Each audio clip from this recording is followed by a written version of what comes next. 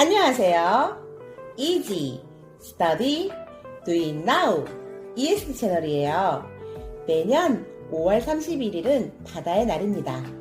바다의 날을 맞이하여 해양 오염에 대해 이야기하고 바다 환경을 위해 우리가 할 수 있는 것들은 무엇인지 생각해보는 시간이 되었으면 합니다. 1994년 11월 UN 해양법 협약이 발효됨으로써 세계 각국은 해양 자원의 개발 및 확보를 위한 치열한 경쟁 체제로 전환하였습니다. 일본의 경우 매년 7월 20일, 미국은 매년 5월 22일, 한국은 매년 5월 31일을 바다의 날로 정하게 되었습니다. 이날은 주로 항만 및 바다 청소, 국민 계몽, 수산자원 보호 등과 관련된 행사를 하고 있습니다. 그러나 이날만 바다를 청소하고 바다 환경에 대해 생각하는 것이 아니라 평소에도 매일 우리가 살고 누리고 있는 바다 환경에 대해 심각하게 생각해야 할 때입니다.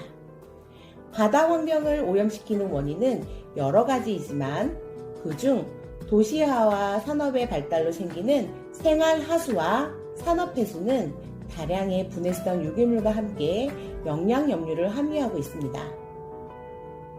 이들 영양염류는 해수의 생산성을 높여주기 때문에 과다해지면 연안이 부영양화 내지 과영양화되어 식물 플랑크톤의 이상 증식을 일으키게 됩니다.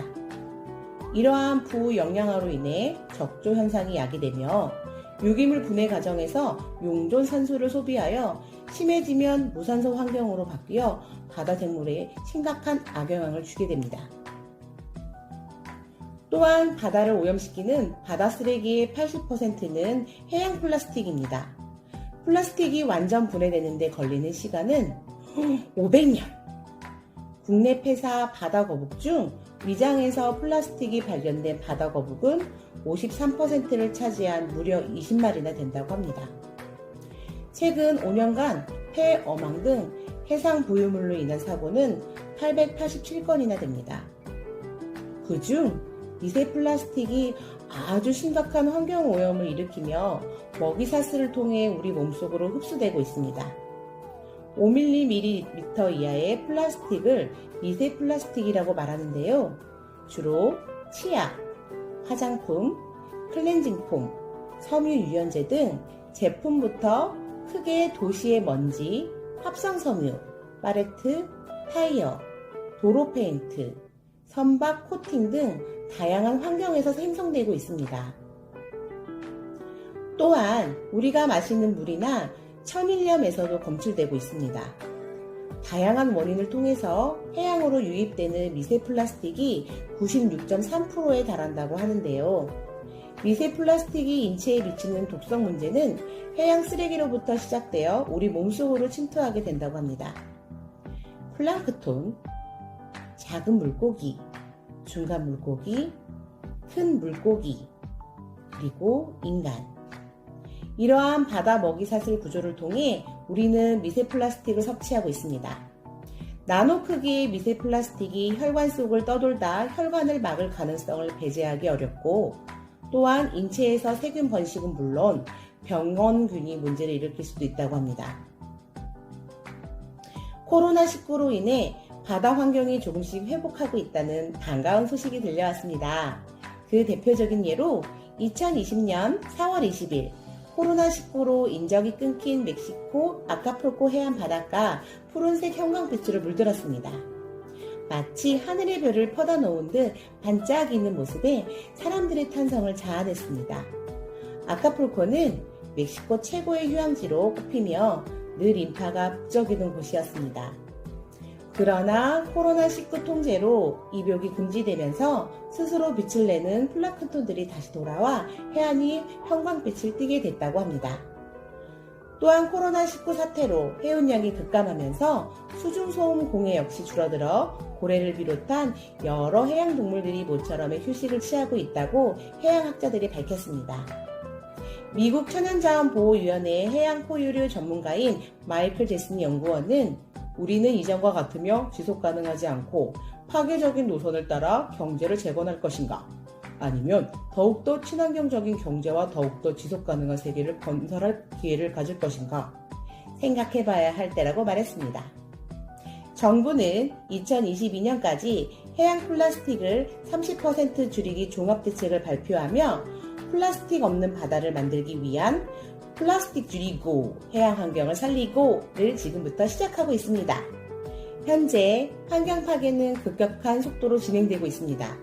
세계 각국과 국내에서도 환경 보호를 위한 다양한 정책과 활동들을 펼치고 있지만 기업에서 그리고 가정에서부터 환경 보호를 위한 노력을 게을리하지 말아야 할 것입니다.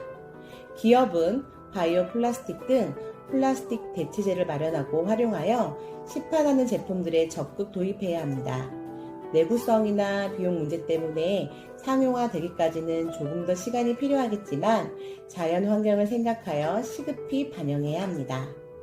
그리고 가정에서는 플라스틱 사용을 줄이고 친환경 세제들을 이용하여 환경 문제에 앞장서서 실천하는 노력이 필요합니다. ESD 채널이 쉽게 배우고 바로 실천할 수 있는 친환경 세제 만들기를 알려드리도록 하겠습니다.